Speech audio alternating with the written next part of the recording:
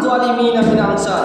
মহান আল্লাহ সুবহানাহু ওয়া তাআলা বলেন, ইন্নাহু মান ইউশরিক বিল্লাহ, কোন মানুষ যদি চুল পরিমাণ সামান্য পরিমাণ শিরিক করে, সরিষার পরিমাণ যদি আল্লাহর সাথে কাউকে অংশীদার স্থাপন করে, যে এই ধাগাটাতে আমাকে ভালো করবে, যে আমাকে এই তাবিজে ভালো করবে, যে ওই আমাকে মাধুরীতে ভালো করবে, আমার পা ভেঙে গেছে একটা কালো চুল বেঁধে দিলাম, এই চুলে ভালো করবে, এরকম যদি সামান্য পরিমাণ শিরিক করে, ফাকাদ হারামাল্লাহু আলাইহিল জান্নাহ, তার জন্য জান্নাত হারাম হয়ে যাবে।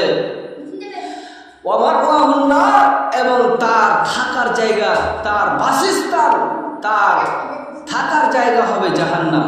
ওয়া লিয-যালিমিনা মিন আনসার, এবং বিচারের মাঠে কিয়ামতের দিন জালিমদের কোনো সহযোগিতা থাকবে না, জালিম হবে বহু অন্ধকারের কারণ।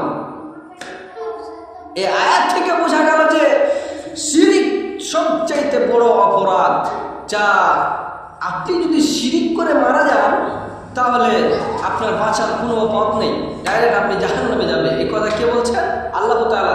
টোটালেই একেবারে জান্নাত হারাম হয়ে যাবে, জাহান্নামে স্থান হবে, টোটালেই জান্নাত হারাম হয়ে যাবে, জাহান্নামে স্থান হবে। তাহলে শিরিক সবচাইতে বড় অপরাধ, যা আল্লাহ তাআলা এর নিম্ন পর্যায়ের পাপ যাকে ইচ্ছা ক্ষমা করে দেবে।